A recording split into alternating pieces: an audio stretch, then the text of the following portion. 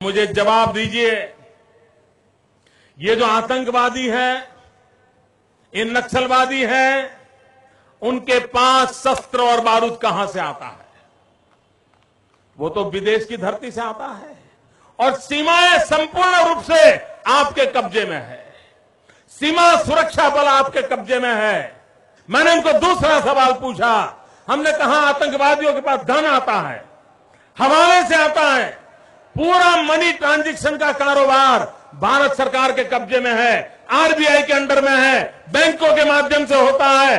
क्या प्रधानमंत्री आप इतनी निगरानी नहीं रख सकते कि ये जो धन विदेश से आकर के आतंकवादियों के पास जाता है आपके हाथ में है, आप उसको क्यों नहीं रोकते हैं?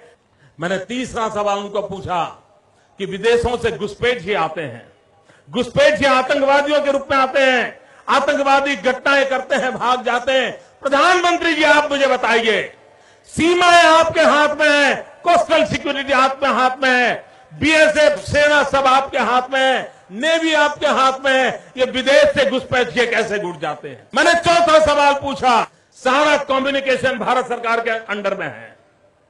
कोई भी अगर टेलीफोन पे बात करता है, ईमेल भेजता है, कोई भी कम्युनिकेशन करता है, भारत सरकार उसको इंटरप्ट कर सकती है।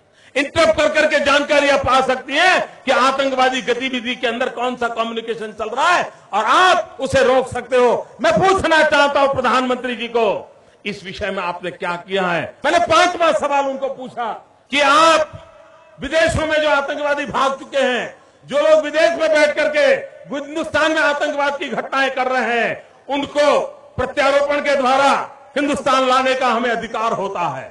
आपकी विदेश नीति में वो क्या ताकत है? एक बार इन पांचों चीजों पर कुछ करके दिखाइए, आतंकवाद जड़मूल से उखड़ जाएगा। राज्यों के अधिकार हथिया करके राजनीति के करने के खेल छोड़ दीजिए। भाइयों बहनों, दिल्ली की सल्तनत के पास मेरे इन सवालों के जवाब नहीं है। दिल्ली की सरकार में वो सीना नहीं है, 46 इंच का सीना लगता है दोस्तों, तब जाकर